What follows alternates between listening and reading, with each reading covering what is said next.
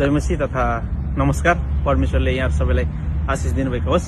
आज म यहाँहरूको बीचमा यो नयाँ ठाउँबाट तपाईलाई उत्साहको निम्ति अनि वचनको एउटा खण्डलाई म यहाँनिर भन्न जाँदैछु।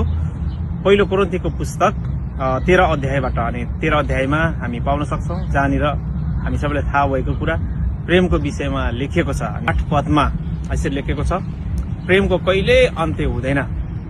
अगमबाडीहरू अनि बितेर जानेछ हैन, के अरे भाषाहरू बन्द हुनेछ, र प्रेमको चाहिँ कहिले अन्त्य हुँदैन भनेर लेखेको छ। त्यसैगरी 13 को 13 पदमा हामी पाउँछौं, अब विश्वास, आशा, प्रेम यी 3 रहन्छन्, तर यिनमा सर्वोत्तम चाहिँ प्रेम नै हो भनेर लेखेको कुरा हामी पाउँदछौं है। ती सबै कुराहरूलाई परिपूर्णता दिनलाई चाहिँ हामीलाई प्रेम चाहिन्छ। जब प्रेम हामीमा हुन्छ जसले चाहिँ सबै कुरालाई सिद्ध बनाउन सक्छ भन्ने कुरा हामी यहाँनिर पाउँछ। नि हाम्रो मुक्तिदाताको रूपमा प्रभु यीशु अनि परमेश्वर अनि स्वयं आउनु, त्यसैले यीशुमा विश्वास गर्यो भने साँच्चै हाम्रो लागि उद्धार मुक्ति छ, अनन्त जीवन छ भन्ने कुराहरू, त्यहाँ आशाको कुरा छ।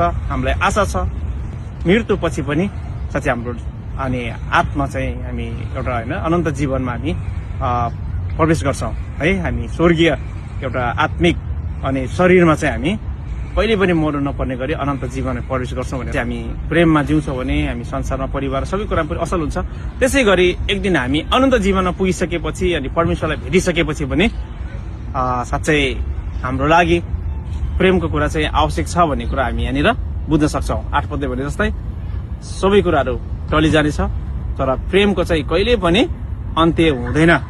जस्तै हामी परमेश्वरमाथि विश्वास गर्ने भन्ने कुरा पनि हामी नमरुन्जेलसम्म उहाँले विश्वास गरेर हामी अनन्त जीवनमा जानलाई हो। त्यसै कारणले त्यो विश्वासको कुरा अनि आशाको कुरा पनि टुङ्गिएर जान्छ, तर त्यहाँ प्रेमको चाहिँ कहिले पनि अन्त्य हुँदैन भनेर लेखेको छ। अनि सर्वत्र चाहिँ प्रेम हो भनेर लेखेको छ। परमेश्वरसँगको प्रेम अनि त्यो चाहिँ सधैँभरि रहन्छ है। त्यसै कारणले हामी एउटा विश्वासमा अनि आशामा अनि परमेश्वरमाथिको भरोसामा अनि परमेश्वरमाथिको प्रेममा अनि यसरी हामी सधैँ अगाडि बढ्दै जानुपर्छ भनिकन म उत्साह दिन चाहन्छु।